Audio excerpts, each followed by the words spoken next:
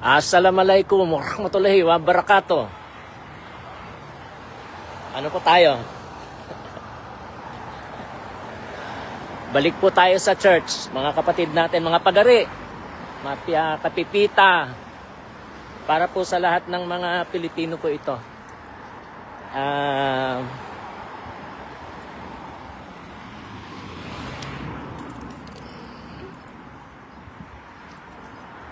Hindi ko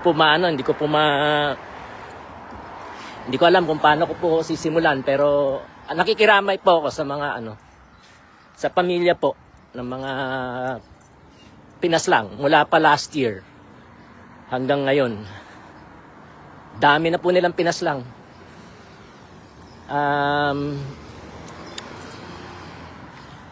So ang ano po natin, ang problema natin, hindi po talaga Amerika eh. Kasi yun nga ang kasinungalingan malaki eh. Ito pong si Trump, MAGA at saka yung Republican Party, hindi po sila Amerika.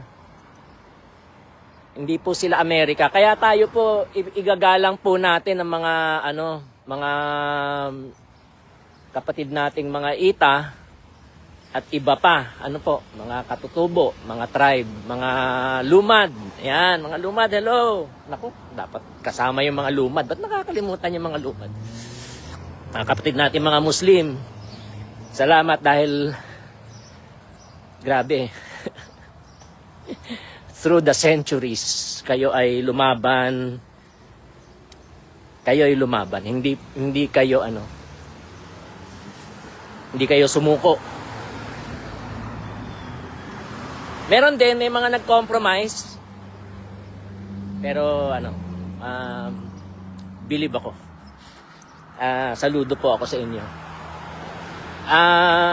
Kailangan po kasi yung para para magkaisa tayo, dahil ang hindi ko maintindihan noon, bakit sinasabing imperialista ang Amerika?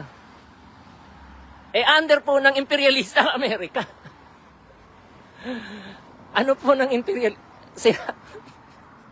under po sa pananakop ng mga imperialista ang Amerika, hindi po sila ang Amerika. Ang Amerika po yung mga hindi lang nga itim yung foundational black, foundational na itim. So yung mga sila descendants, salin lahi ng mga inaliping mga itim. But before them, yung mga grabe. Karumal-dumal po talaga pala. Kakaunti na yung mga native. Tsaka yung maghanap ka ng US native Mexican, yung mga original na Mexican. Wala, nubos nila lahat. Kaya itong si Charlie Boy ayusin yung sarili niya at hindi naman natin siya gigerahin Bakit? Ba't kailangan ba natin gerahin sila? Hindi. Si Lord magyegera sa kanila. Mas mahirap yun. Naku, mas mahirap yun. Buti pag gerahin ka ng tao, wag lang ng Diyos. Di ba si David? Sabi niya, I'd rather fall under the hands of God than the hands of men. So kumbaga,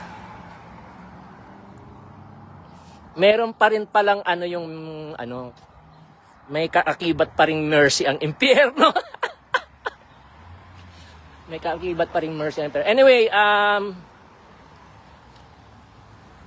marami naman pong mga puti na hindi capital letter P na puti pero mag-iingat po tayo sa kanila. Basta yung nangyari sa Ateneo, di ba? Warning na yon. Basta puti, wag na lang po tayong sumama. Hindi po talaga pwede Oo. Wag na lang. Iwas na lang po sa puti. Hindi, sorry sa mga puti, pero talaga naman, anong gagawin natin, di ba? Ganyan sila. So wala na po, sinira na nila yung tiwala natin sa kanila. Sinira ni Trump.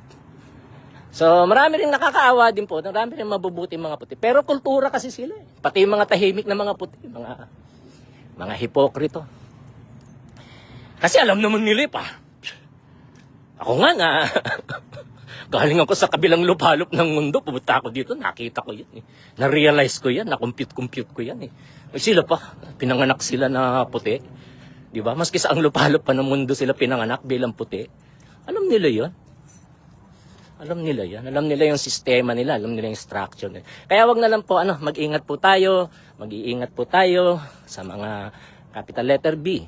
Blanco. I love you po. Happy Father's Day. Bakit?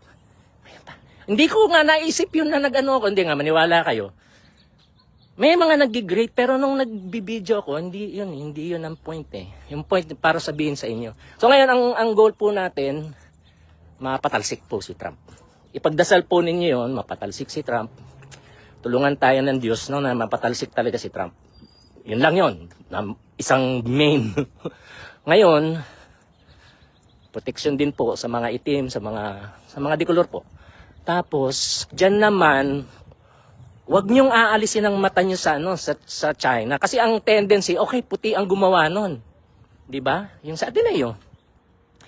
Puti yun, mensahe yun, di ba? Agusan, Mindanao, itim, Africa, di ba? May mga message sila. Baka naman hindi, di ba? Baka naman praning lang talaga ako, pero kasalanan nila eh. Anong isipin natin? Of course, pagsususpechahan natin sila. Normal lang na magsususpecha tayo sa kanila. Pero ang tendency nyo ngayon, kaya inaano ko, wag po ninyong isipin na si Trump ang Amerika, po. Kasi pero yan si Trump, tsaka yung MAGA, itong Republican Party, talagang close sila sa Russia at saka sa China. So sila magkakaano yung mga yan, magkakaalyado yung mga yan. So keep your eyes on China, okay? Yun ang point. Keep your eyes on China. Wag niyo pong aalisin ang mata niyo kay Xi Jinping. Kasi maaaring setup ito eh. Maring yung puting yun wala namang ginawang masama, 'di ba? Maring China ang gumawa, maring Russia ang gumawa. Hindi natin alam sinong gumawa, pero malinaw yung mensahe. 'Di ba? So, mahal ko kayo mga taga-Agusan, mahal ko po kayo. Pasensya na po. Sorry po. Patawarin niyo po ako, patawarin niyo kaming lahat. Sa pamilya, nagdadalamhati po ako. Nakikidalamhati po ako sa inyo. Sa mga natira ng mga ama, Happy Father's Day po. Kalayaan. I love you all. Bye.